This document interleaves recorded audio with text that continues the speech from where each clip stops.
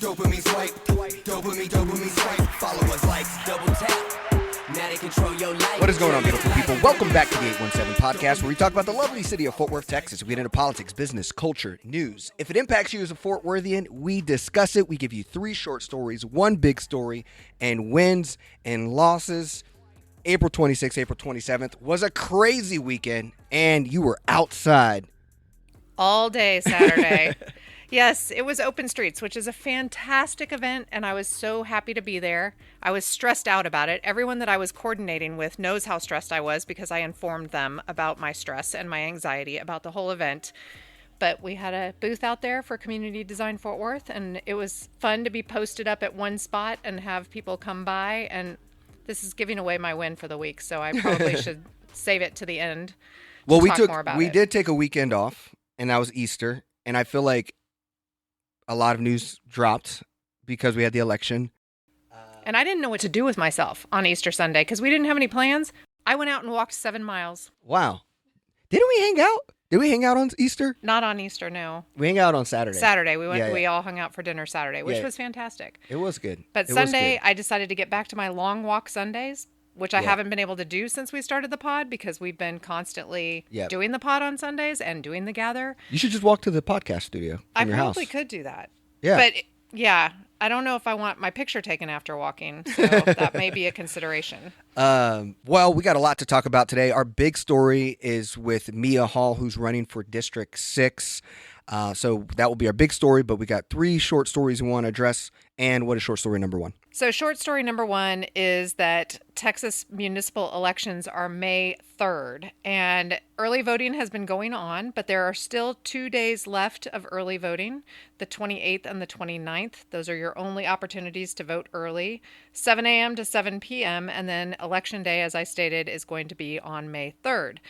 But the short story that we have connected to this is a article by Chris Tackett where he has dove into a bit of the money questions and the fundraising that has happened around this election. And as I shared with you when we started talking about this and who was going to lead the discussion of this article, it gets into some math, which I try to avoid at all costs. But he went back and looked at how many people were registered to vote, how many people voted in municipal elections, what the turnout was, who the winner was, and how many votes they received, all the way back to 2017, 2019, 2021, and 2023.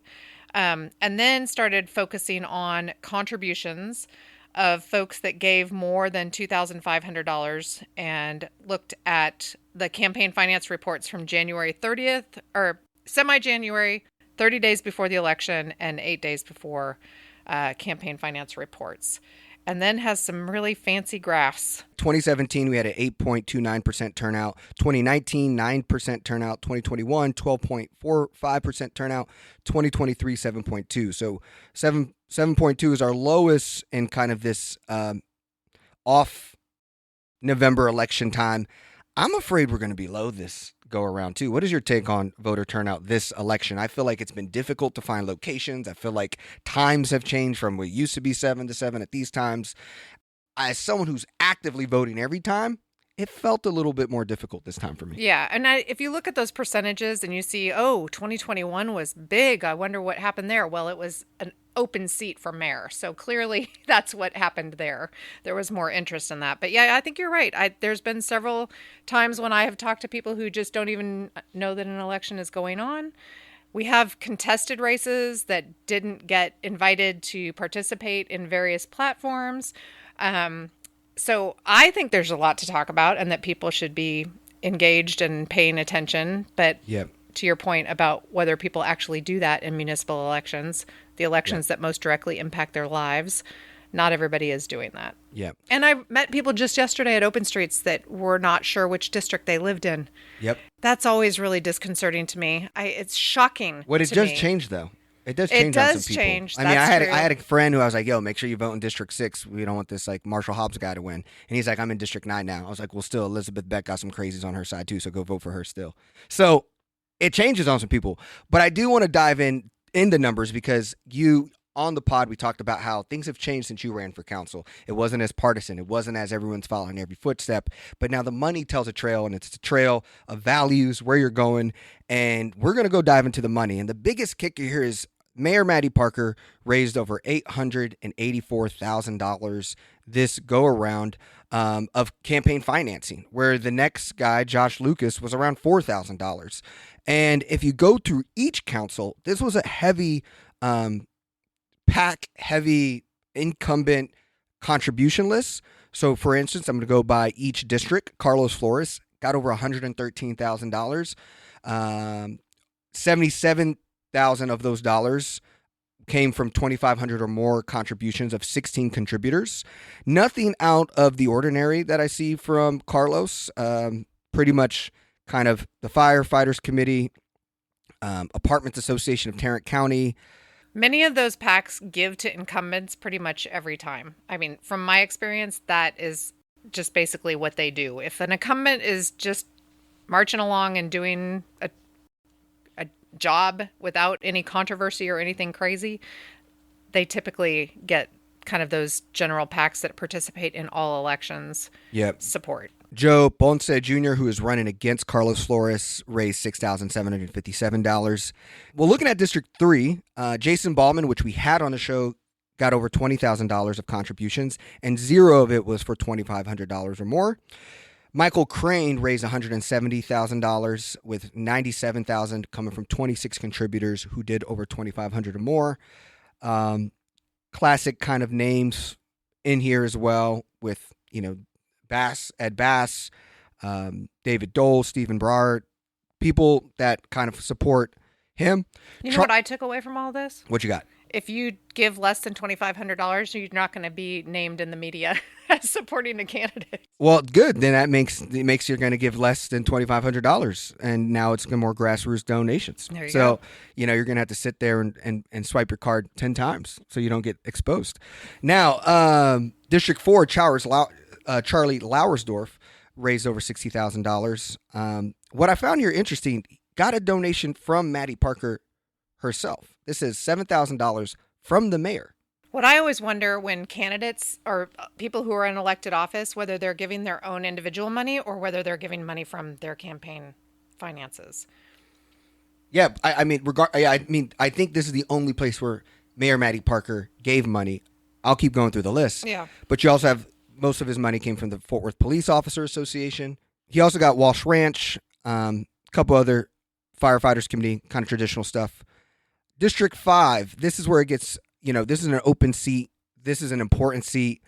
I think we didn't do enough in the podcast to really advocate for more champion Democratic seats for council. I think we're so close to having the majority of the council, and I don't think the pod, Tarrant Democratic Party, Fort Worth Cowtown Democrats, none of us did enough job of advocating for the Democrats in the seats that they're running in. That if you can turn from a Gina Bivens to a Deborah Peoples would be good for Fort Worth. And so clearly what I'm saying here is go vote for Deborah Peoples. And looking at contributions, Mary Kellen Herr got over $27,000. Michael Moore, this is what's interesting, over $105,000. He is not an incumbent. He is the only non-incumbent to raise over six figures. And now let's look at where that money's coming from. $75,000 comes from the Coalition for the Fort, which is basically a bunch of rich people in Fort Worth who want to keep the power dynamics exactly how they've always been. First contributions were in March 2024. They've done 72 donors, $136,000 through the end of 2024. They almost doubled it through the first few months of 2025 with another $126,000 through the 8-day report. So, that's a big chunk going. If you take out that $75,000 for Michael Moore, it's much more like everyone else that he's going up against. So that was very interesting here. Deborah Peoples raised $54,000.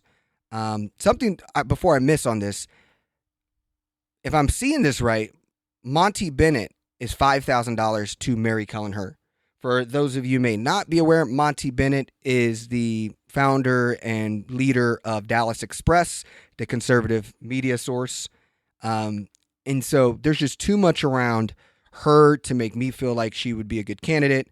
And same with Michael Moore and the amount of money he's winning. I'm hyper pro Deborah Peoples. I wish she could have came onto the pod to talk to us like we got the District 6 candidates, which we're going to in here. Daryl Davis raised $26,000. Mia Hall raised $25,000.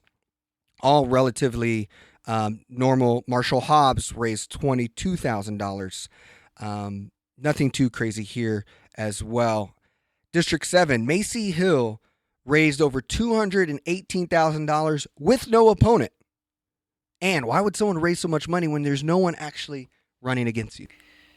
So it depends on who you ask, but people who run campaigns will tell you that you should be fundraising all year round, even if you're not in an election cycle year and even when you don't have an opponent, because it's a time when people are focused on elections. And so somebody who's in office typically will set up a reoccurring campaign event like on their birthday and have a big birthday party where they ask people to come. And that's a fundraising event that they have basically every year, even when there's no election. So to try to gear up and raise money just for a specific campaign is a challenging thing to do. And those who campaign all year round are the people that build a war chest and then have funds available when campaign time comes. And it also scares off someone to possibly file to run against them. So if you look and see that somebody has $500,000 in the bank and you know that you're going to have to raise a ton of money in order to have any impact whatsoever to get your name out there, that might make you think twice about even filing. And I was wrong about Maddie Parker. Maddie Parker also donated to Macy Hill's campaign. So the only time I've seen her name on the list is with Macy Hill and Charlie Lauersdorf. You guys know how I feel about Macy Hill if you've listened to the pod. Well, these are also all contributions over $2,500. So there's a possibility that other smaller contributions went to other candidates. Yes. Thanks for the acknowledgement there. But again, two people who are relatively on the conservative spectrum of the council. My takes on Macy Hill is a really big part of why Maddie Parker got finicky about the gay pride proclamation. I think she's to be someone who is, I'm just fascinated to see if now that she has this kind of cash, does she get bolder, more aggressive on whatever values and ideas she has? I'm not seeing anything outside of the realm here. Maybe I don't know anything about Mehrdad Moyetti. I don't know anything about you got John Goff here, which is just kind of establishment, capitalist conservative, nothing crazy there. Lots of assets in the district. Yeah. So again, I'm not too concerned here. District 8, Chris Nettles is mainly just the main focus here, $57,000. Nothing too outlandish of his financing. Elizabeth Beck raised over $150,000. I'm not seeing anything out of the ordinary here. Flip Texas Blue gave her $10,000. Nothing too crazy. Ginny Stewart raised almost $92,000. Most of this money came from a loan from her, $56,000 when you look at the contributions. District 10, Alan Blaylock, an incumbent, raised almost $48,000. Got some money from Perot Jr., who runs Alliance Hillwood in his district. Kind of makes sense. Fort Worth Fires Committee, Good Government Fund. I mean, that's kind of concerning. But he also doesn't have an incumbent, for the correct? Children PAC, that's also a pro. For the Children PAC, that's also a pro charter school, pro voucher backing PAC. So, I mean, we've seen Nate Scatsline and the state people get and rally for Lauersdorf and Blaylock's campaigns. And so they're falling to me into really allowing that county and state extremism, conservative politics really be the open door. And that's why this is such a pivotal city council race, and I think we've all just let it pass us by. And hopefully we can figure it out. Final one, District 11, Jeanette Martinez, $42,000 raised. The other ones was $0 and $450. Seems like a shoo-in there. For mayor, again, we said $884,000 for Maddie. Josh Lucas with $4,700. Pretty much just kind of the Fort Worth way on this, right? John Goff, Bass family. Nothing out of the ordinary. No concerning packs like we saw with Blaylock. Just scrolling through the graphs, I think that when you show multiple contributions from a variety of places, that's what one would hope would happen in campaigns, that you would have broad support across spectrums and not just a bunch of money from one person, because I think that's what leads people to believe that that person or that entity has undue influence on your decisions going forward. But yeah, I think that this shows that it takes money to win campaigns, and those with the most money are often the winners. And when publications are making decisions about who they invite to be on platforms based on competitiveness of those races, I think that just entrenches even more that you have to raise a bunch of money in order to get recognized by the folks that hold the strings to the platforms that are necessary to get a word out about what you have to say and what you have to offer. You're going to be able to take a deep dive into this if you want to. We're going to link it in the show notes on short story number 1, but it's on the See It, Name It, Fight It Substack ran by Chris Tackett. I don't know if I believe that the money is as important as we're just not even having any real other people getting involved in races yet. And if you look at like Jared Williams beating Georges Jungus, I don't know if he had the most money at that time.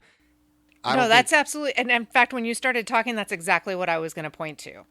But it has to be a serious candidate. And one thing that I noticed, that there is a candidate in the water board race who's not taking any contributions, but is out there campaigning on his expertise and his knowledge of being a biologist. And who's this? Andrew Brinker. Gotcha. And the Star Telegram basically criticized him for not being political. You have four people running for 3 seats. And the Star Telegram called out the 3 people who are all kind of traditional candidates who are fundraising and running. And they specifically said that Andrew Brinker's way of doing it was not playing politics, and that if you're going to run for a political office, you have to play politics. And I think that I'm going to take back what I said before, that money makes all of the decisions, because it shouldn't. And I think that but getting the word out, it takes money. So that's a double-edged sword of how do you do it? How do you get the word out? How do you have people know who you are? Like you just said, who is this? Yeah. Andrew Brinker is running for the Water District. No, I remember voting for him when I did the Tarrant board stuff. I remember voting for him because you're going to vote for 3. But the Star Telegram literally called him out for not playing politics and not raising money and campaigning in the traditional way. But to your point about when Jared ran against Jungus Jordan had a big pile of cash, and Jared beat him because he was grassroots, having people go out and talk to community members, and got out the vote. Well, I find it interesting that you talked about this guy who's not taking donations, and Star Telegram gave him a hard time, but it seems like the other 3 people running for Water Board District are running together. I mean, Leah King, who's the current president, Skylar O'Neill, and Jonathan Kilbrew. Yeah, the mailing I got has all 3 of them on it, and recommends voting for the 3 of them, which I found disconcerting because I was very supportive of the biologist. Yeah, and this is, yeah, like why is this, and does it not feel more concerning? Like, I don't know. I just feel like, obviously, I don't know why is it set that way, that it's like, oh, that guy, the biologist, we don't want him over here because he might actually know what's going on, and we don't want him to mess up what we got here at the water board.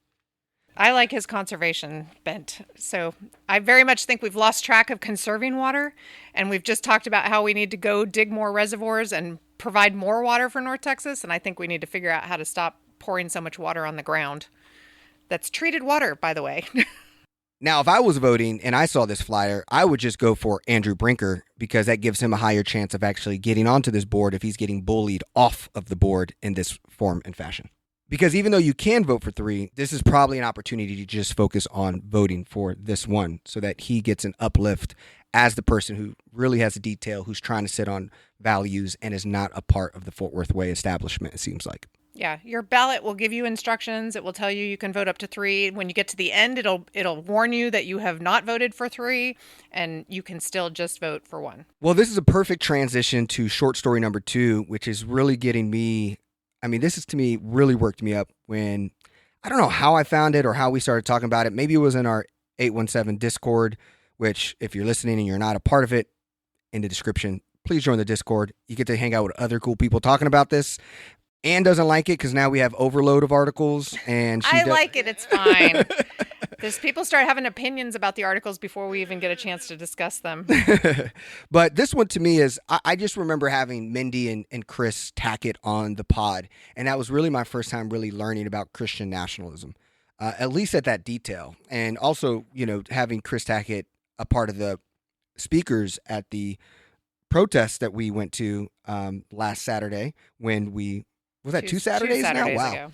Wow. So hearing more about Christian nationalism. And so basically I read a book, Money, God, and Lies by Catherine Stewart, which has been a phenomenal book. I basically saw that recommendation on Foreign Affairs with their book recommendations and took a read to it. And it just really is sitting me with like how seriously we should be taking Christian nationalism, which basically is the idea that there are people out there who believe that the country is a Christian country and that Christian views and ideas should be how we govern and run our country. Now, a way that Christian nationalism has worked in Tarrant County is that we have a lot of the donors and players here. You have the wall builders in Alito. These people are people who are constantly talking about Seven Mountains of Dominion and how religious groups can take over media, education, and the other pieces of our country. Now, why this is important? Because last time we were on the pod, we talked about Tim O'Hare getting his law firm to support his redistricting efforts. And I think now what he's trying to get is his congregation. I think it's fascinating that after Easter, early elections here, this event is Thursday, May 1st. Right before May 3rd. This is also preparing for him to get people excited around his efforts of wanting to redistricting. And you may be like, National Day of Prayer was, it's been around forever, and it's not ran by Christian nationalist ideology. But Kevin Sorbo, the actor and director who will be the keynote speaker at the events, has tweets such as, it wasn't right-wing people at Capitol 6, it was Antifa dressed up as QAnon oath keepers. This is the person who's keynoting event for our Tarrant County judge who is hosting and organizing this event. Let's dive into some of the sponsors. Patriot Mobile, Mobilizing Freedom. You have Mercy Culture for Justice and Liberty. These are people who I think, and what's unfortunate, it's really getting into the mix of some of our corporate people who are probably just trying to participate because they are trying to be stewards of supporting the community, and they don't even realize all this is happening. So yeah, when I saw this article and talking about the Tarrant County National Day of Prayer lunch, I know that there's been events nationally around prayer breakfasts and prayer lunches, and they've been supported by various businesses in the community over the years. And so I was like wanting to know whether this was an event that has been around for a long time or whether this was something new. And in diving into it, there's been a prayer breakfast or a prayer event in Fort Worth since like the early 90s or maybe late 80s that kind of came out of there having been in a prayer breakfast in Dallas, and a local businessman in Fort Worth wanted to have that happen here as well after attending the one in Dallas. But this one specifically, the Tarrant County National Day of Prayer lunch, is only the second annual one, and it was started by Judge O'Hare last year. And so to your point, I guess people have opportunities to support other prayer breakfasts or prayer lunches that are not so aligned with some of the more problematic donors that are hosting this event or supporting and paying for this event. And I don't know if some of these sponsors don't know who they're getting wrapped up in or think it's the one that's been going on for years and years and years, and this is a new one and they just didn't realize the difference. So let me kind of give you some details around it. Sorbo, who was an actor in Left Behind, which was a popular kind of Christian-related entertainment movie, Daystar is the Christian broadcasting group in Bedford. They constantly platform folks like David Barton, Robert Jeffress, Paula White, Lance Walnew. All of these folks promote Christian nationalism and Seven Mountains of Dominion. Seven Mountains of Dominion is the strategy of the 7 tiers that Christians need to take over to make America a Christian state. You got Gateway Church, which we know is like the mother church to creating the mercy cultures and the Scats lines and the Shots family. For Liberty and Justice is the mercy culture church nonprofit. Well, and mercy culture's on here too. Yeah, and mercy culture's on it. Patriot Mobile, we all talked about them taking over Keller ISD's board. The WAMS Gans, who are leaders of Patriot Mobile and, pretty self-explanatory Christian nationalists. But you've got other people on here that I just think, like you said, they are traditional Republicans or conservative-leaning business entities that don't really know they're stepping into Christian nationalism lane. Like, I don't think like Hillwood or Canty Hanger or Kelly Hart. And then you have those kind of traditional Frost Bank and some other businesses that are just doing it for local support.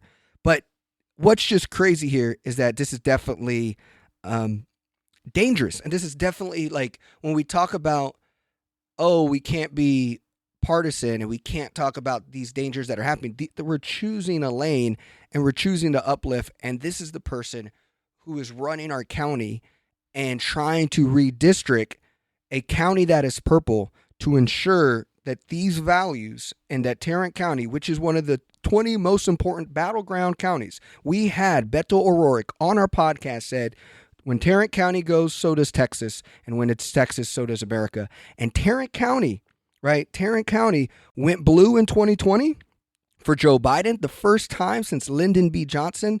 And that is the danger where now you have Beau Frenches who says we need to make it awful for Democrats to live in this county.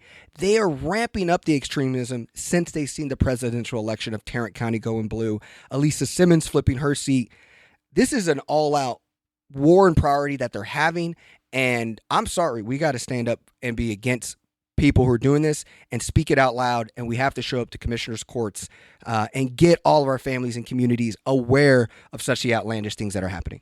When scrolling down to the bottom of this website, it has a disclaimer indicating that Tarrant County is providing the information contained in this website as a public service and every effort to ensure that the information provided is correct. However, in any case where legal reliance on information contained in these pages is required, the official records of Tarrant County should be consulted, and Tarrant County is not responsible for the content nor endorse any site which has a link from the Tarrant County website.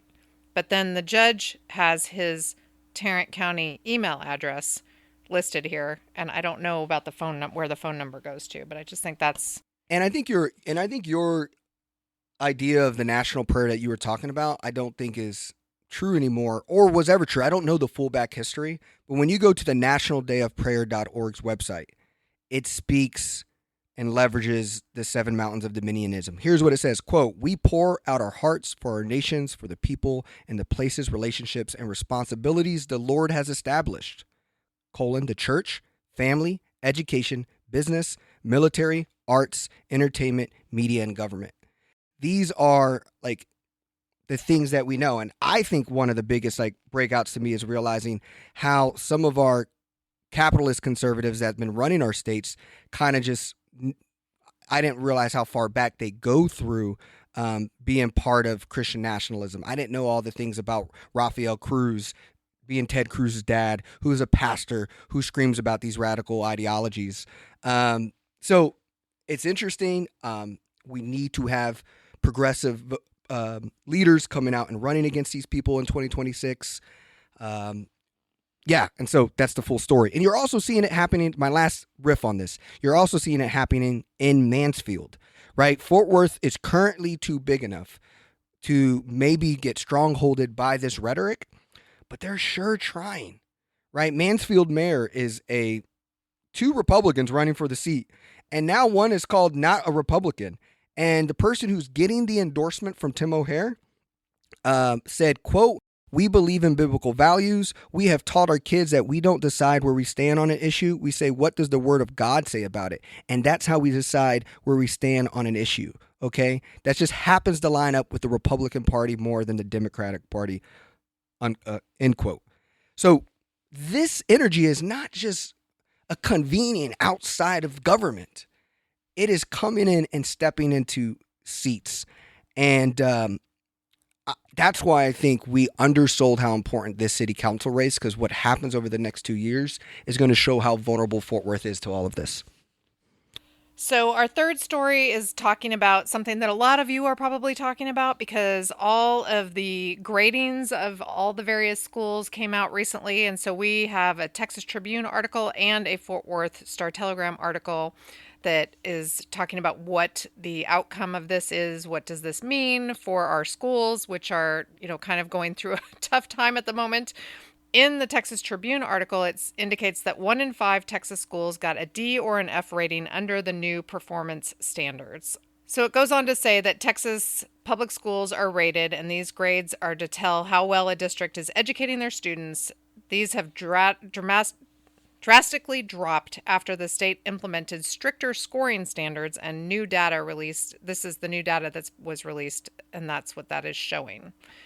A low performance rating in the state's A through F scale set the stage for big consequences. Parents may enroll their students in different campuses. Businesses may forego investing in those communities. Districts that get a consecutive failing grade can face bruising state sanctions, like ordering to shut down underperforming schools or even state takeover.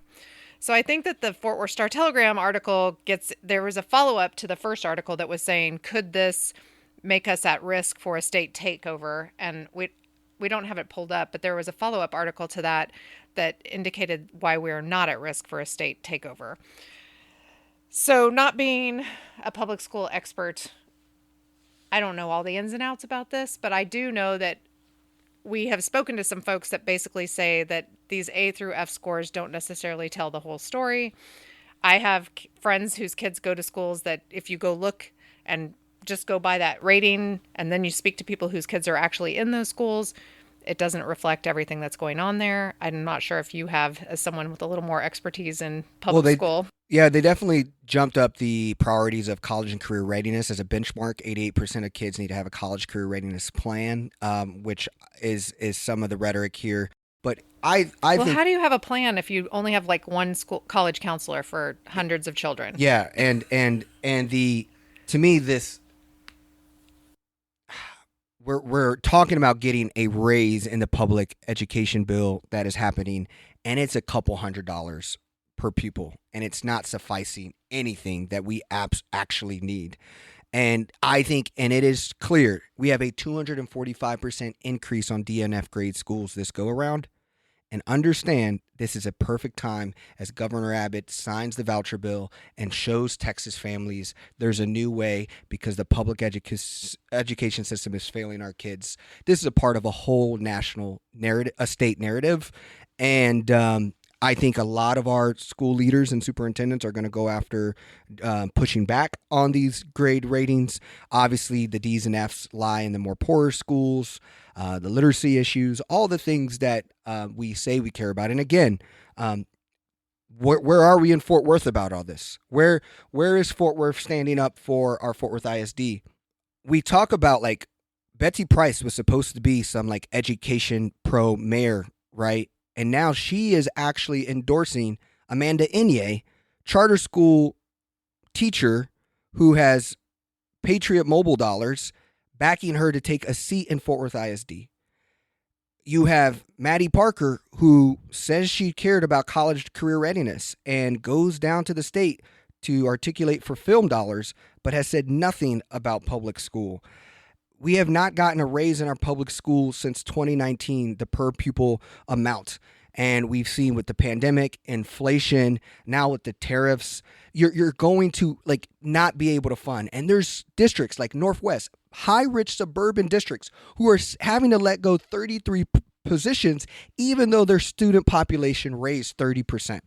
Guys, we're living at a point where Texas is the example. And I never realized this, but someone said it to me. Fort Worth is the playground to experiment what will happen federally. And we're not having, unfortunately, when you and I and Jimmy started this pod years ago, we thought that we had moderate conservative leaders who were going to stand up for this purpleness. And I don't see that happening. And it's coming with whatever these ratings and how we talk about these ratings from the leadership level. It sounds like all I hear is literacy committees that are going to get more punitive and more yelling at black and brown teachers and leaders of why their kids can't read when there's not a single peep about the system that we exist in Texas. So now we're in the big story, which is a conversation with Mia Hall, who is running for City Council seat District 6. If you remember our last episode, we had Daryl Davis, who is also running for District 6. When you look at the Tarrant County Democratic Party, they are basically not endorsing, but identifying these two people with some type of Democratic Party alignment. And so we believe it's great that we're having both of these people on the show. You also have to be aware that this is an important seat because it's where Jared Williams sat. It gave us a youthful person, a person of color, and a person with a little bit more progressive or democratic ideology. So this seat is important, and it's being ran and backed by Marshall Hobbs, who is a MAGA extremist, was just on the Mercy Culture stage getting endorsed. You know, we know the power of that stage. And so it's just vital that we get to sit down with Mia Hall. District 6 represents Southwest Fort Worth and the neighborhood and the Como neighborhood community. So if you're a resident in that area, this is something for you to be listening to. So let's give it up for Dr. Mia Hall.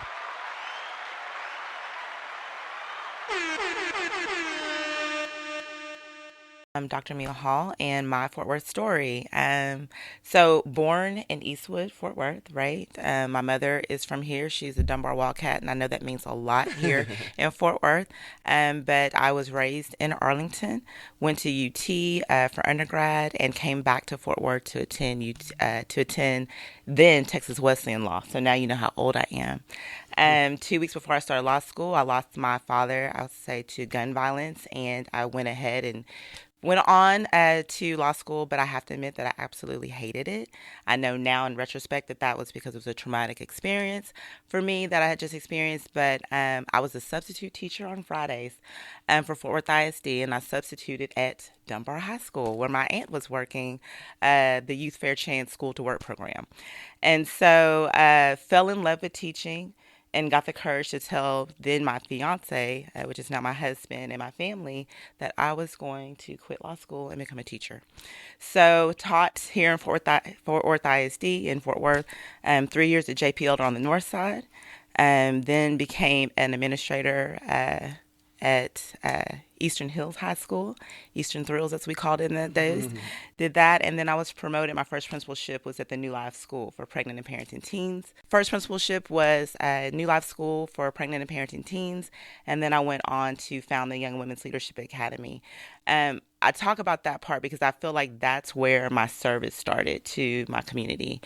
Part of the pillars of YWLA was service and leadership. And so in finding opportunities for the girls, I found opportunities for myself to kind of plug in. And so volunteerism became just as much a part of my life on the weekends to find an outlet from work. And I became a member of a Junior League of Fort Worth, and one thing led to the next. And so it was also during that time that my son was coming into getting his voice, and he was attending private school, which I had always felt kind of hypocritical about because my kid was in private school because I didn't think the schools in my neighborhood were good.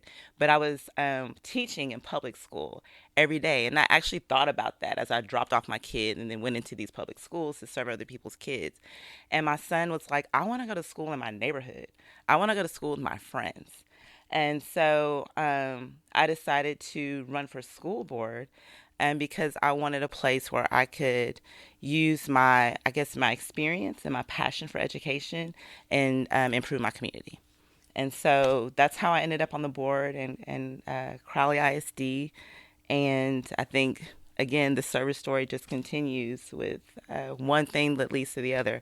I think when people see you, they think like you had this idea of like everything you wanted to do, and it was like you're going to do this next, and it's a checklist. But really, it's just one thing that leads to the other. And so in that, I met Councilman Williams. He asked me to be a zoning commissioner after he was elected. We ran together when he first ran for office, and I think that was 2021. I was on the ballot at that time.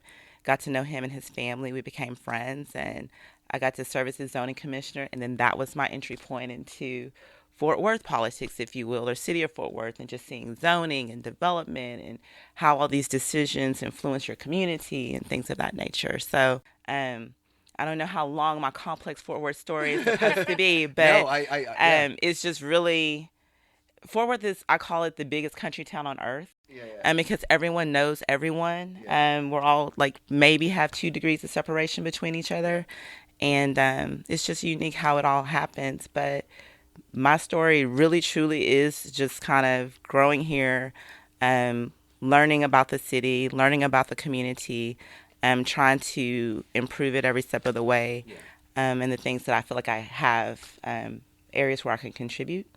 And I don't know. I'm a wife. I'm a mom. And my kid, even though he played baseball other places, ended up his senior year here at Texas Wesleyan. And so we're all here in Fort Worth doing our Fort Worth thing. I love it.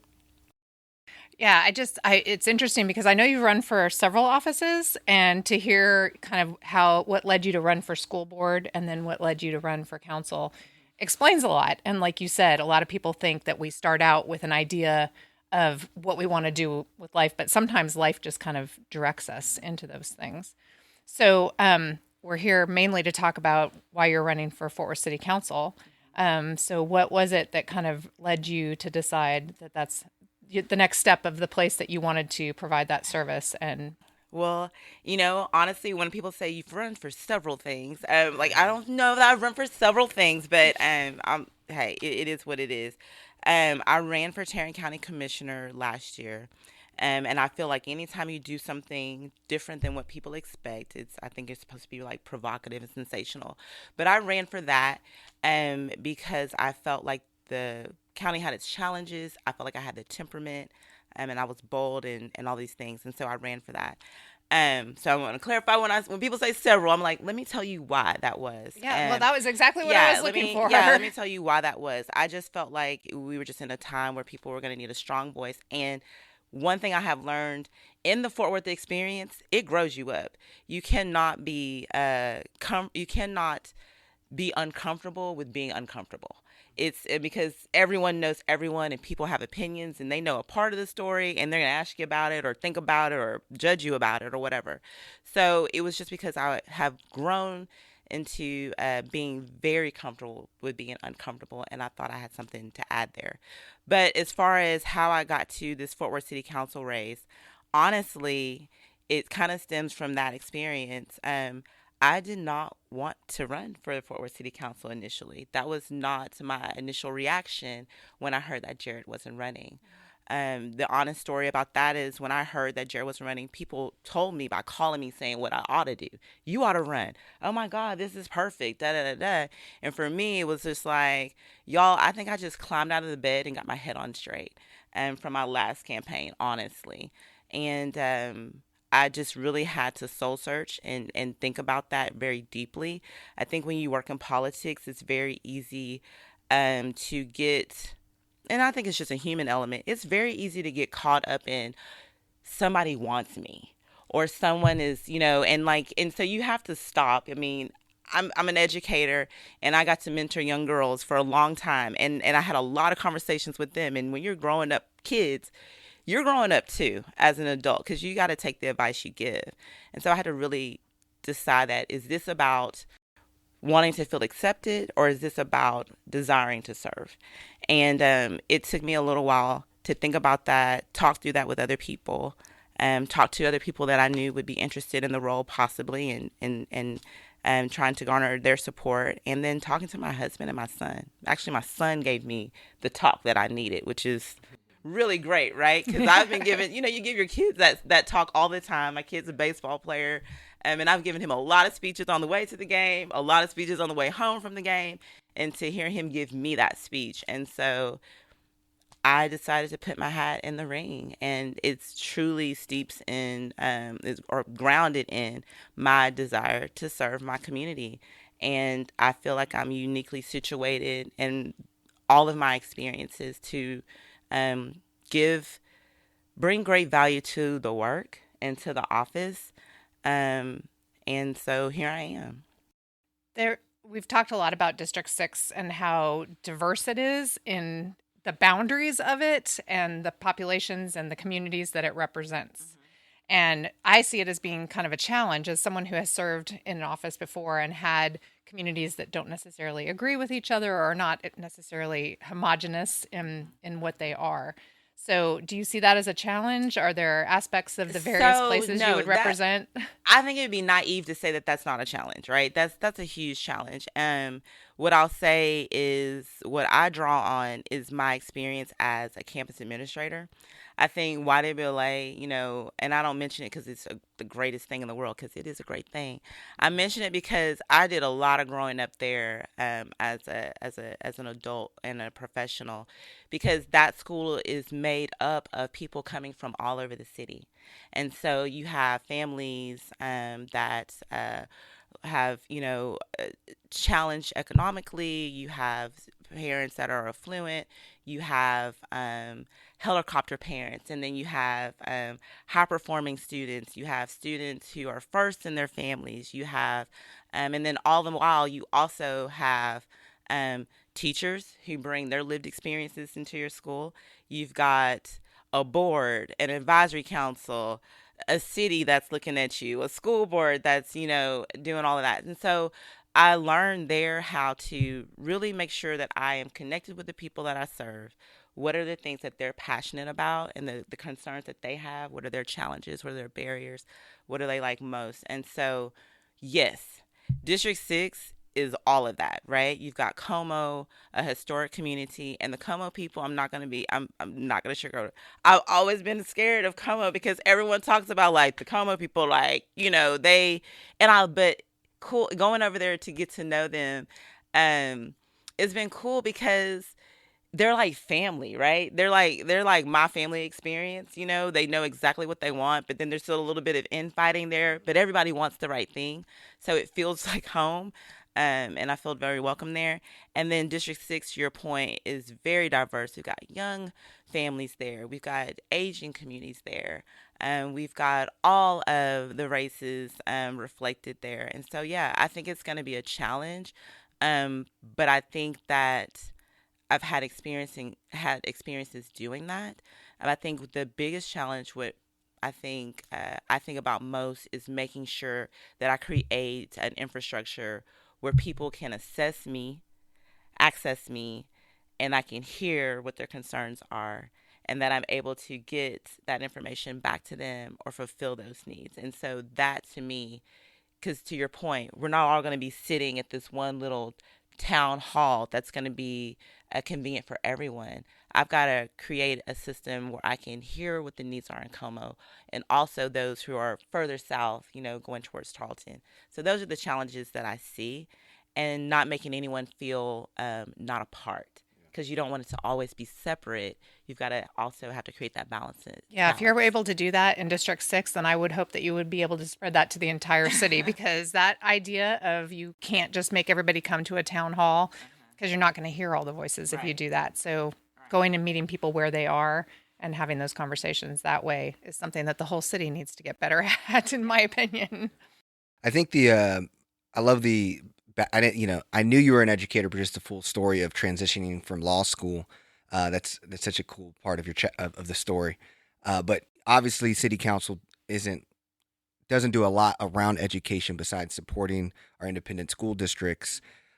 We know we're going through a lot. Our mayor kind of rallied a group of troops to kind of hold the board accountable. We have a new superintendent. We had the grades come out from the state just recently. What is your insight, or what would you bring to council that allows people to understand education better, and how do we support our independent school districts?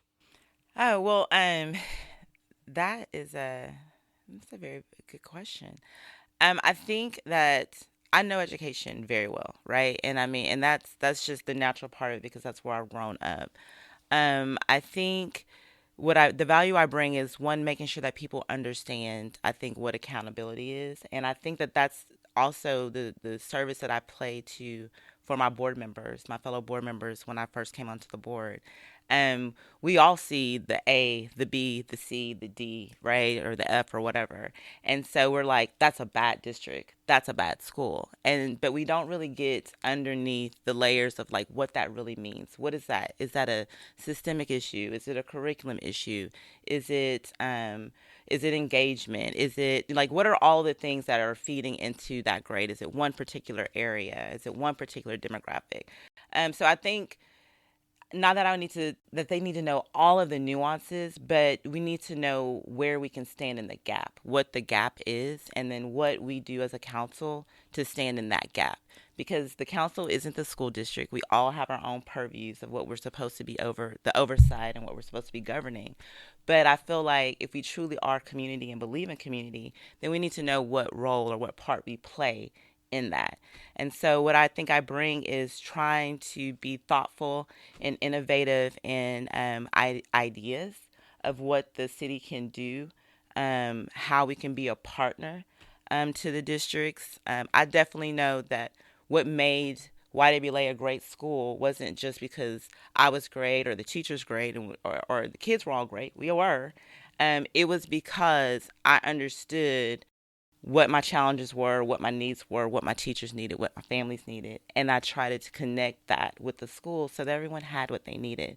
And I think I would play that same role for the council in identifying what we can do, what we have in our arsenal or what we have in our toolbox, however you want to see it, and then how we operationalize that or how we activate that in order to be a great partner and do our part.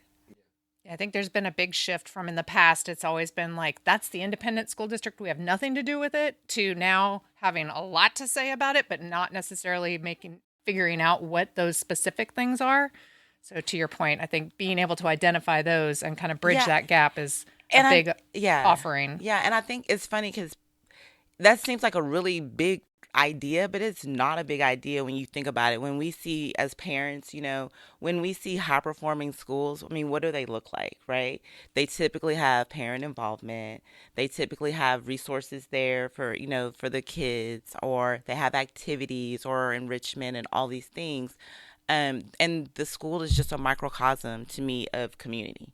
So we're just doing that on a much larger level, but we're just making sure that we bring that same engagement and interest and desired outcome, and we figure out what we do, what's our role in that, and we do it, and we do it with intention, and we do it with fidelity, and it's not something we do today because it's what's on the forefront. It's something we do all the time because it's important to us.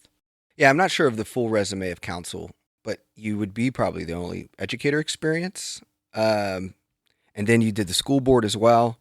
So what do you feel like this? I mean, I'm not even sure if people come to you about feeling this pressure to stand up for public education and all that's kind of going on. Like, what's kind of someone who's been a public school teacher and a board member, like, how do you feel like navigating Texas with kind of feeling like you have to carry that sword through the city? Honestly, it's just, for me, it's almost like a part of my genetic makeup. So I don't see it until you like characterize it that way in your question. Like I was carrying, sword. Yoke, but I'm like, oh my God. Yeah. No, I didn't see it that way.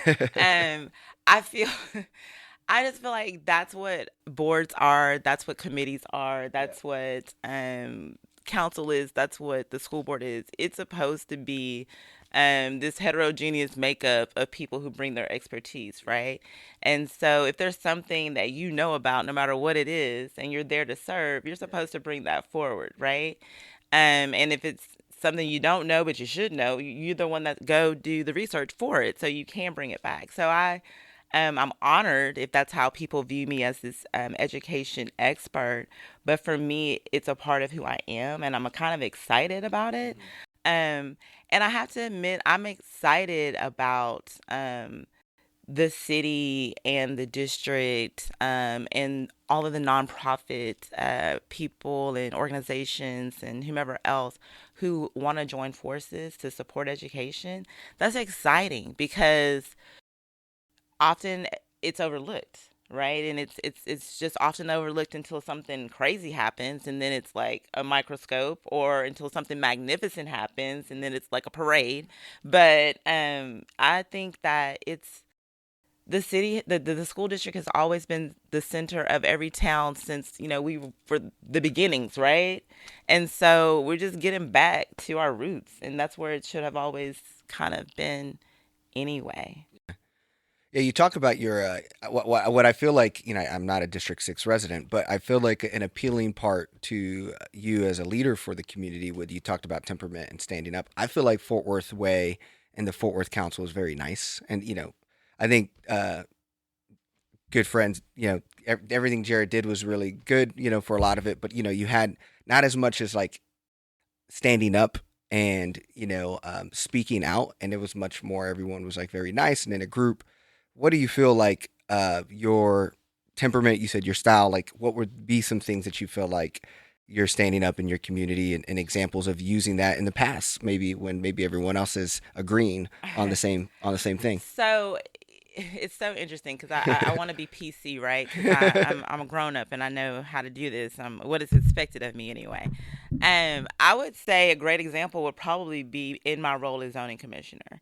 And that was new for me as well, right? Because I didn't really understand, well, didn't know the expectation of like, do I have to agree with my councilman all the time? Do we have to share the same thoughts on this?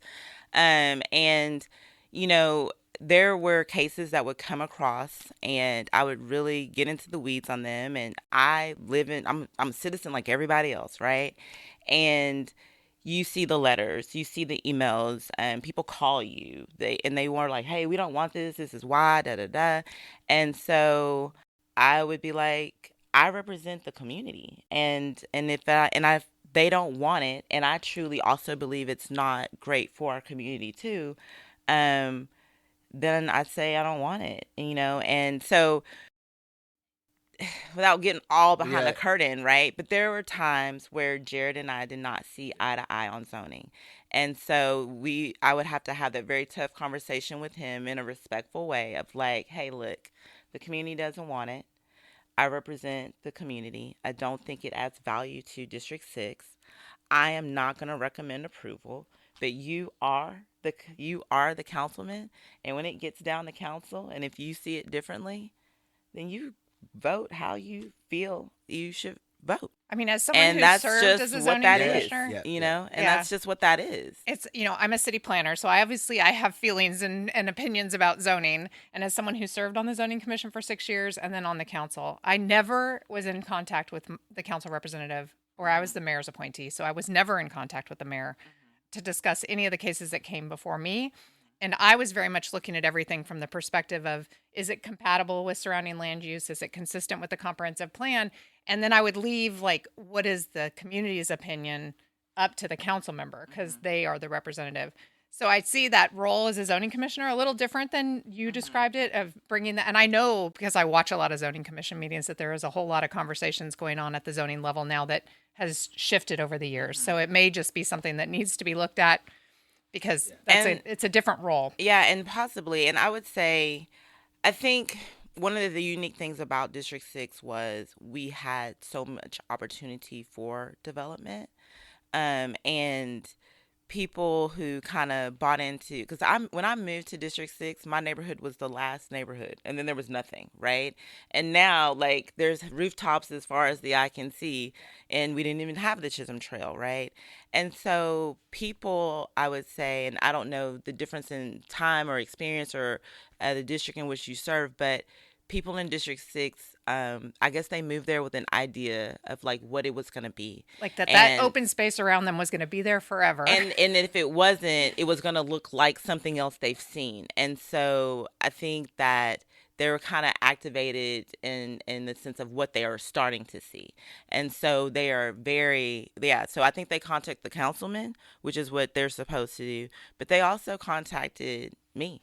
And then staff does really great at getting the communication to you, and they share that with, the other zoning commissioners. And so you got to be prepared, and you got to understand, and you got to know what it is. And so, I don't know, maybe I was in the weeds, I'm not sure, but I think that I wanted to definitely bring Yeah, I think getting into those weeds perspective. is absolutely Yeah. something that you should do. And I think a lot of it falls back to the city not keeping up a comprehensive plan where they've communicated with the community about what they want to see in the future of the community. And that is what I learned. So Yeah. you bring a very and I don't want to go down a rabbit hole, but that's the truth. In that, when we make an exception to zoning, we pivot from the comprehensive plan, and every time we do that, it kind of shapes things out. Things then look different, right? And so I thought this was going to be this. Well, it was going to be this until we did that, and so now it could be this, it could be this, it could be this, and that's where I think District 6, why one of my issues that I will champion is economic development to ensure that we are addressing those ripples, if you will, from those changes that we've made. And that we get and I keep saying the right kind of zoning. People are like, what does that mean? I mean, the right kind of development, it just means that we get one chance to get it right. And we have to be intentional and thoughtful about what District 6 is going to be for the future, and, people, we know the things, we plant trees that we won't sit under and all those kind of things. But that really is true. It's really true. Where you put a school, where you put a highway, where you put certain types of development, it matters because that's there forever. And there's new development that's happening, and there's older places that are being redeveloped and have a good opportunity to have those done in a different way and a better Right. way. Yeah. I took a gentleman that came to speak on a conference here in Fort Worth, all through that area because there's so much example of Fort Worth in that district, aging older strip centers that could be redeveloped into kind of mixed use. All kinds of things. Like I said, I'm sorry, I'm dragging us into the weeds of the planning side of things. But I think your background really speaks to that with having zoning background. But no, I mean, like, it's easy to get on that tangent because it's so true. It's like, it's such an example, and it's moving so fast because of our growth. And so, like, when I came home the other night, I'm like, the Chase Bank isn't there anymore in the corner, right? Because the Chase Bank is now on the traffic circle at McPherson. So what does the Chase Bank become now, right? Is it just going to be an empty building like that old UW that's over here? You know what I'm saying? So you see it's happening in real time, and it's happening so quickly. And so it's really, really important that we're intentional to get it right. Well, and I think the single family is similar in the same way because you have older neighborhoods that have been around for a long time and brand new neighborhoods that are being built. And so people move to the new, and what happens to the old. And yeah. Were you on the zoning commission when the Oakhurst Neighborhood Association and the Church Mercy Culture had their kind of battle over them building something that? You asked me that, and part of me felt like I saw something about that when I was, but I think no. Yeah. And I can't remember. I can't remember if I'm gonna say no. Yeah. I think that there were discussions about it happening, and there was like it's coming down the road because I do feel like I intimately knew a little bit more. But they came forward a year before, and then they came back a year later. So the initial conversation may have happened, and there was like they didn't move forward, and then they came forward after a year. That's how I remember. But when all of this stuff happened, right? The headlines and all that, like, no, I was not a part of the. That no, it would have been great to hear kind of your experience if you were, but that's because I think that was, to me, like an example of like, I think I look at that moment was really pivotal. I think to like, right, Jeanette Martin, that was her district where I live as well. I'm a city plan commissioner for District 11 as well, but that was like a pivotal point of like she stood up for her neighborhood, and he saw Councilman Nettles stood up, really grabbed the Oakhurst sign, really saying, hey, we're going to stand up. This is, Jared kind of bowed out. No one knows really why, but I think these are the parts where, to me, I think is pivotal to tough, strong council members, and that's why I was so interested to hear if you were and how you thought you would have maybe navigated something like that. But obviously you weren't there. So I think another angle is like, what can you tell District 6 what they will get when you guys are faced with like a really hard thing like that? They'll get, I will echo their voice. I mean, I think, so it's part of it, I think, is not only just representation. Like you've got to definitely be a megaphone for the people that you represent. But you also have a responsibility, I think, to also bring awareness and education to the people that you represent, right? So that their opinions are informed opinions, right? And you don't have to change their mind. You just need to give them all of the inputs they need to make an informed decision. And then ultimately, you are supposed to represent the people that you're elected to represent, and that means that might be uncomfortable. It might be lonely. You know what I'm saying? And you might take a lot of heat for it, but you got to do it because that's what you signed up to do. And it's so funny because I mean, people ask like, the city council is not like school board and da da da. And I'm like, they say stuff like that. I'm like, but you don't even know what school board is like, right? We're doing the same thing. I mean, we serve at large in Crowley, but we all are like, we're 7 independent people with our independent thoughts and lived experiences. But at the end of the day, you have to represent the people that you were elected to serve. And that's your job, and you have to give them the information and knowledge that they need to make decisions. And I believe that you are supposed to try to help build some sort of consensus, right? So it doesn't feel like you're going in there and you're like, ooh, what's Mia gonna do? Because it's not like Mia, right? Mia brings the voice of District 6, and I think sometimes it's easy to get caught up in like, it's Mia, it's you, you know what I'm saying? And it's not. We represent bodies of people and their interests, and that's what should be at the forefront um, of the when we're bringing our voice. I mean, and you got to be uncomfortable.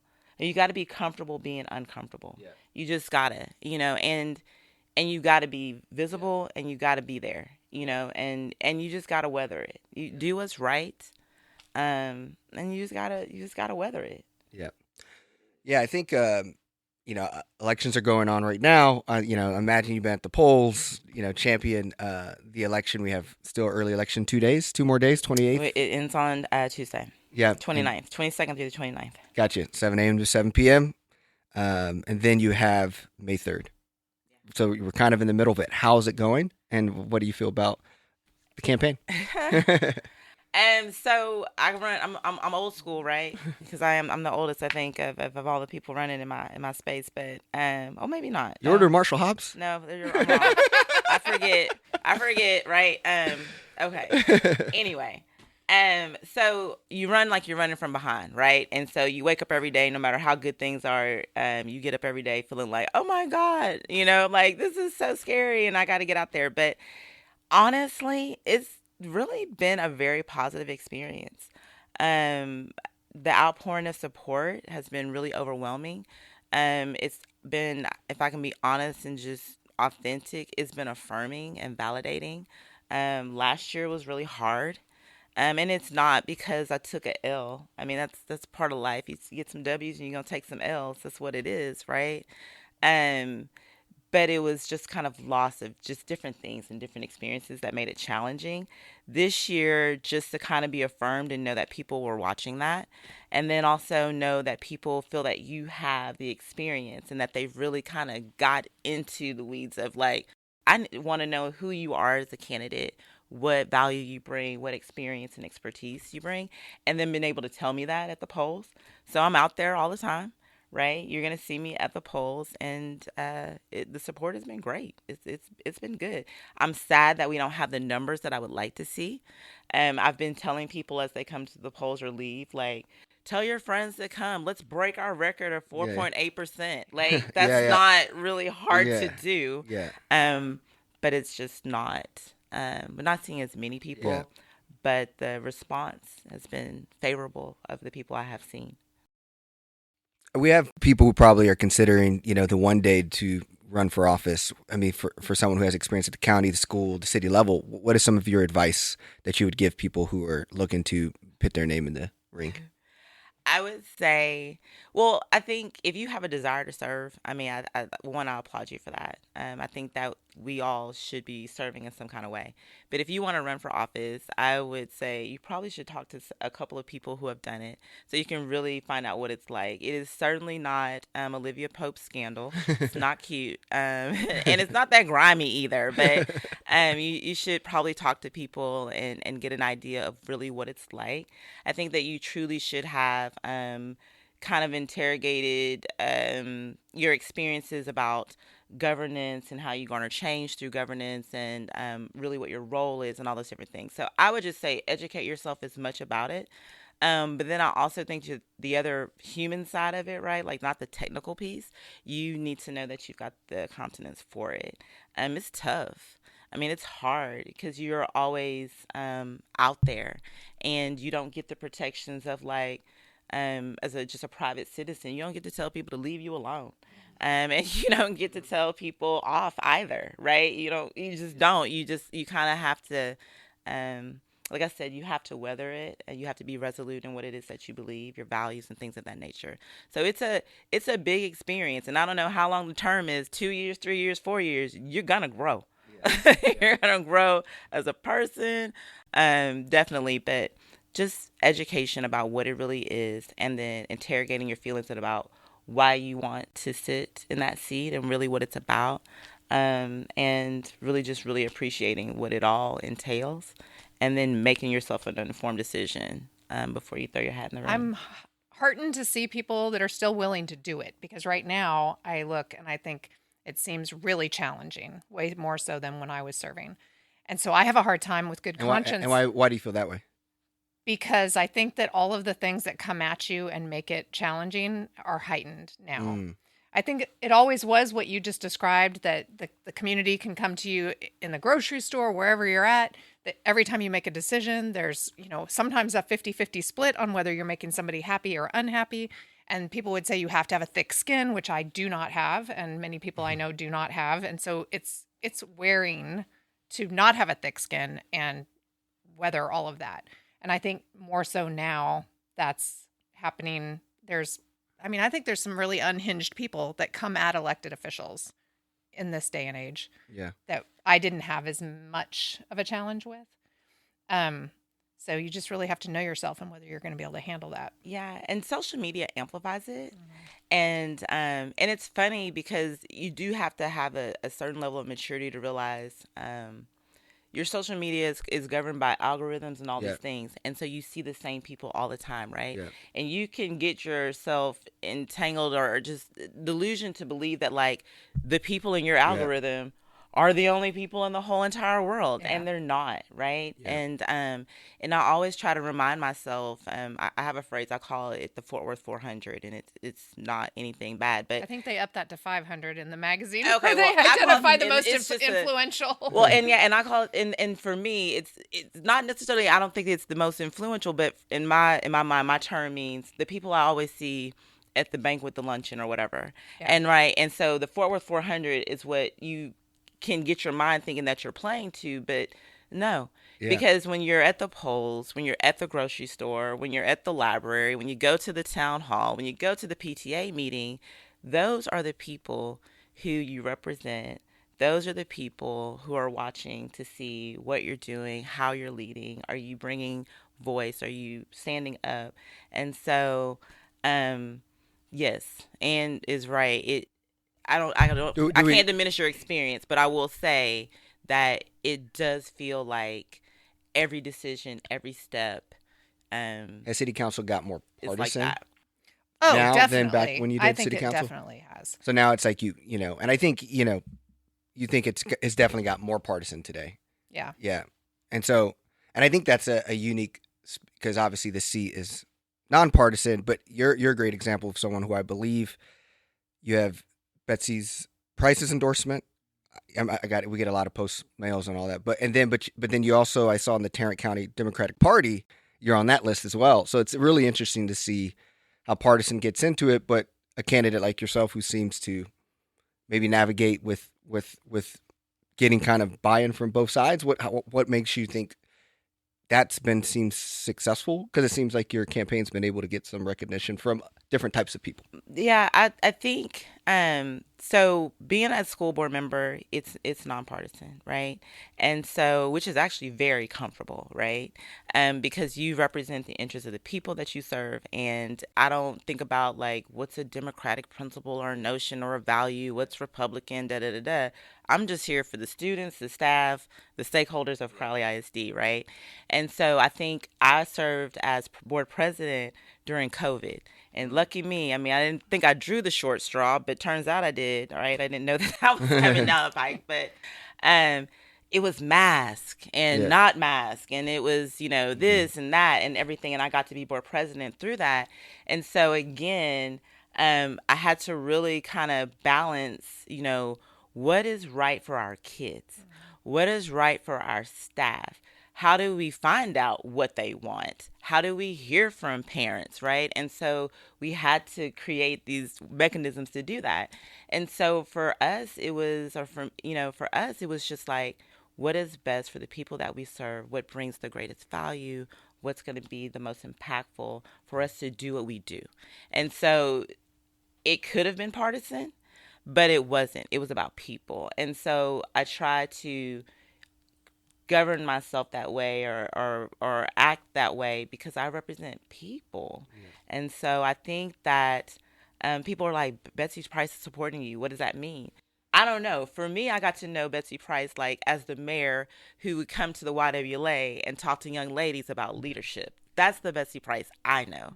And so I just think that the people that have supported me know me from a different space than just an elected official. They know me in the different roles that I've served that have led me to this opportunity. Yeah. Well, it feels like that experience will be helpful for you in District 6. So, again, thank you for coming on to the pod. Is there any last minute kind of things you want to say, share before we close? Yeah. One, I want to say thank you so much for creating this space. Thank you so much for having me. My name is Dr. Mia Hall. I'm running to be the next councilwoman for District 6. I'm running on safe neighborhoods, improved infrastructure and city services, and the right type of economic development. I am an educator at heart. I will always be a champion for literacy, and I look forward to serving the people of District 6. And so thank you for having me this morning.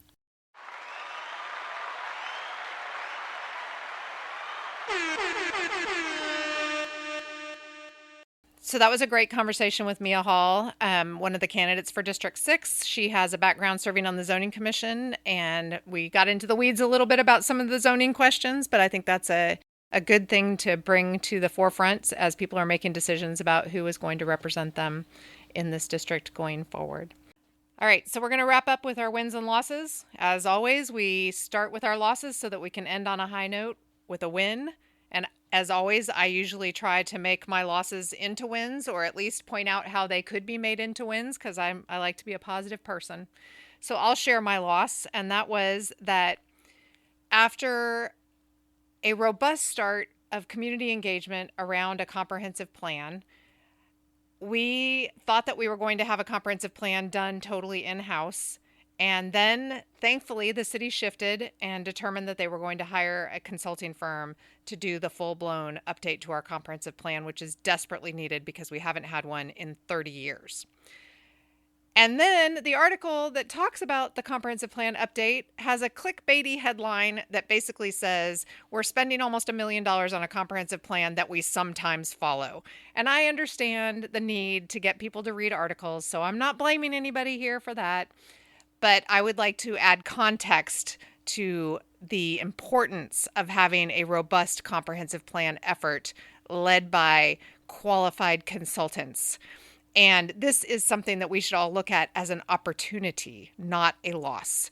So we have time to turn this around. We have time to get behind supporting the city's efforts to do a robust update to the comprehensive plan that, if done right, and if followed by robust zoning reform, could alleviate a lot of the battles and angst and upsetness and headbutting and arguments that our individual neighborhoods and community members and folks that live in Fort Worth have with the city about what they want to see their communities become. So I understand why people get upset about spending large amounts of money on plans, and especially here in Fort Worth, because we have had a tendency to do a lot of studying and planning of things, and then those plans don't necessarily get the dollars attached to them that they need in order to carry them forward.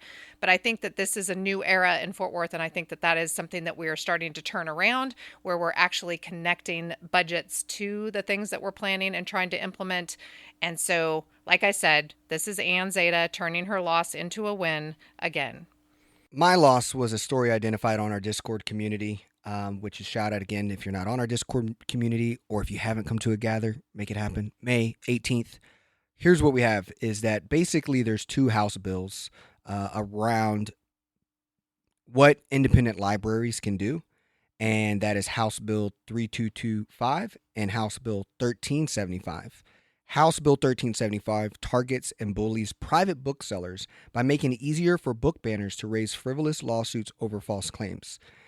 Nate Scatzline is a lead writer and promoter of this bill.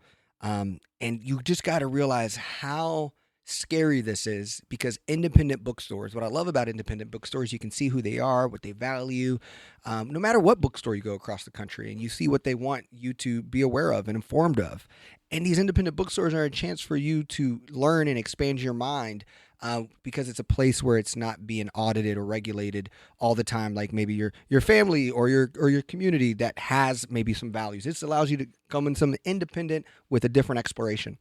And for that to now be anti-American or anti-Texas, these are the ways that we fall as the democracy is. Once they can start attacking people who are having an independent bookstore, that is dangerous. And Texas, again, is the leader on trying to test things to see what could work at a state level and eventually a national level. So make sure you call your House representatives to ban House Bill 1375.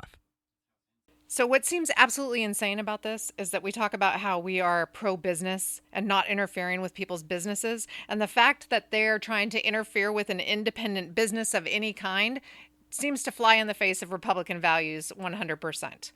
And it's already difficult enough for Fort Worth bookstores that are independently owned to make a living and be known and be supported by our community. Those of us who know that there are independent bookstores in Fort Worth absolutely go and shop there. And the Dock Bookstore, Leaves Book and Tea. I know there's others. We should have more. Listing them all. Yeah, we should have more. We should. And we should share that you can order books through those independent bookstores and not buy things from Amazon or wherever else. You can also get them on the Libby app. Although when we share what books people should read, I go to the Libby app and everybody else has checked it out and I got to wait weeks and weeks. So we need to get our library to order some more of these books that are popular. But that independent meddling in an independent business and telling an independent business what they can and can't do, they get all fired up when independent businesses on the left are doing things, but they're going to be telling independent businesses that they can and can't do things. That's insane. That was a great, I totally agree with you. And, I'm glad that we both shared that loss. My win is we had an outstanding protest in downtown Fort Worth with 5501 group and a bunch of other amazing organizations. We had thousands of people downtown with posters, costumes, signs, chants, showcasing and standing up against fascism, against Donald Trump, against Elon Musk, against Tim O'Hare. All these things were so exciting. We made the New York Times. Fort Worth to make the New York Times for having thousands of people protesting is the kind of Fort Worth I like to be a part of. I hope we can continue this momentum.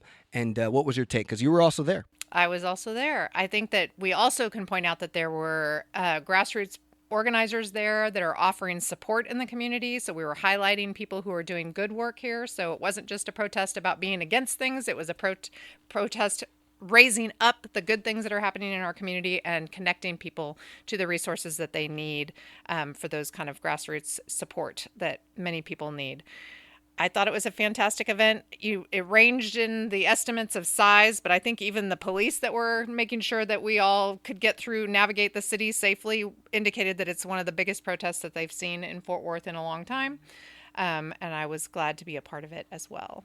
My win was Open Streets, which is an annual event that happens in the near South Side every year. It's a day when we close Magnolia to cars and people show up on their feet and on wheels, bikes, rollerblades, scooters, all kinds of ways of getting around multimodal transit wise.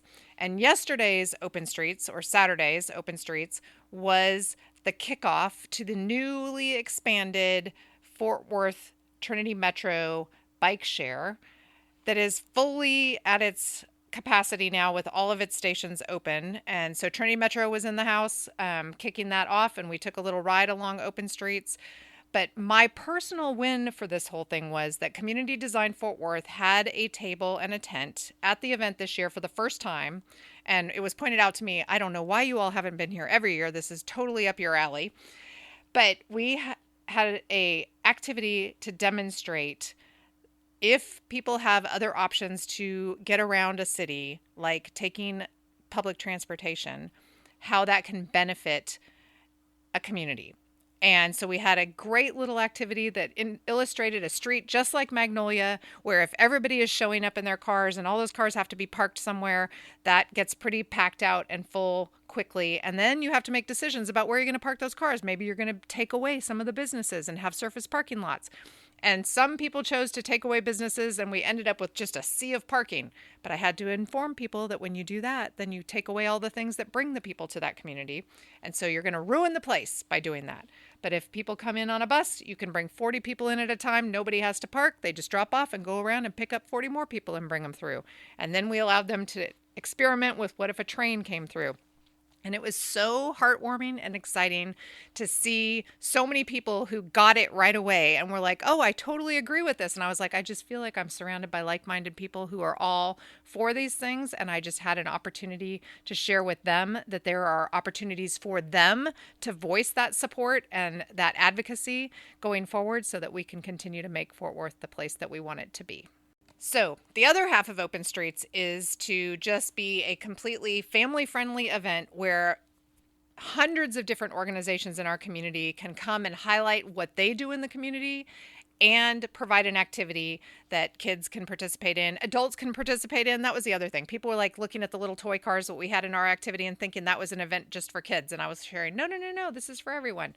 So there were just activities up and down the street. And I have to admit, I didn't get out to go up and down the street to see all of them, but I had to live vicariously afterwards looking at everybody else's experiences and posts about what they did for Open Streets. But it just was heartwarming to see so many organizations in our community providing activities and support. And This weekend was full of stuff. Not only did you have that, you have Lao New Year, which is the largest New Year's, 20,000 people at Sag Nasty. I didn't know that was a thing. I can't believe it. And then you had Kendrick Lamar and SZA in Arlington for their big, he did the Super Bowl, and then now he's on tour. Like, man, it's just a lot going on. And I'm glad you were able to hold down the fort and Open Streets for us. So that wraps us up for the 817 podcast this week. We hope you enjoyed our short stories and our guest.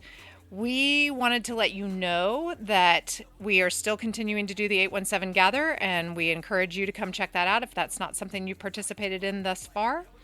We hope that you will join us in that endeavor, and also to give you a little bit of a tease so that you will stay tuned to our social media, because we have some big announcements coming forward about the future of the podcast and ways that we are growing and improving, and we hope that you will be excited about those as well.